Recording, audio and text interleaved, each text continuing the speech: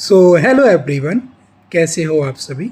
आज के इस सेशन में मैं आप सभी को MTS 2025 के लिए जीके जीएस के लिए कुछ इम्पोर्टेंट टॉपिक्स बताने वाला हूं।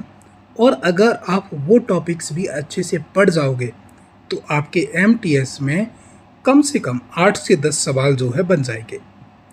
पहला टॉपिक प्रमुख लोक नृत्य और त्यौहार वाला चैप्टर आपको बहुत अच्छे से तैयार करना है।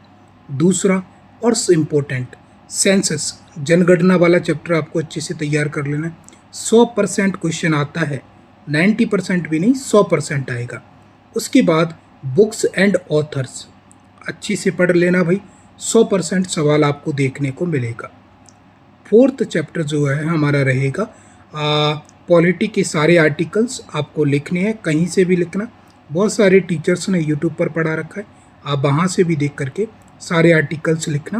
कौन से भाग में कौन से आर्टिकल हैं ये सब भी ध्यान रखना है आपको और उन्हें लिखना है। सिर्फ मैं आर्टिकल्स की बात कर रहा हूँ और कौन से भाग में कौन से नंबर से लेकर के कितने आर्टिकल्स हैं ये ध्यान रखना है।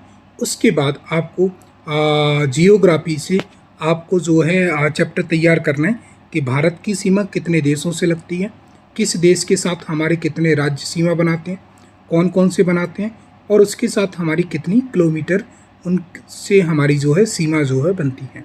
उसके बाद नेशनल वाटरवेज, ठीक है, नेशनल वाटरवेज हमारा 5th चैप्टर है। और नेशनल वाटरवेज कौन सा वाटरवेज कहाँ है, किस नदी पर है और कहाँ कहाँ से गुजरता है, ये चैप्टर आपको तैयार करना है। छोटा सा चैप्टर है ये नेशनल वाटरवेज वाला, तो कहीं से भी लिख सकते हो। उसके बाद फिर हम बात करते हैं हिस्ट्री में।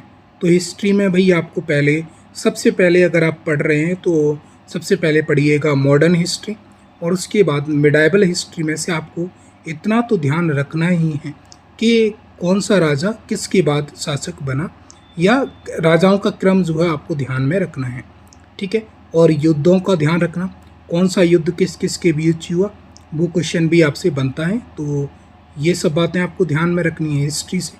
और इकोनॉमिक्स से मैं अगर बात करूँ तो जो राजकोषीय घाटे वाला जो क्वेश्चन जो होता है, घाटा फ़ायदा ये वाला जो जीडीपी वाला जो क्वेश्चन जो होता है, GDP, NNP, PCI per capita income, ये वाला चैप्टर आपको अच्छे से याद रखना है।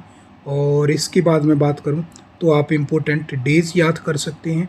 और फिर भी मैं बात करूं तो एक और चैप्टर अगर आपके लिए रखूं स्टैटिक जीके में, तो आपको स्पोर्ट्स जो खेल कूद वाला जो चैप्टर है वो अच्छे से तैयार करना भाई, सवाल 100% बनता है। तब तक के लिए इतना ही। जय हिंद, जय भारत।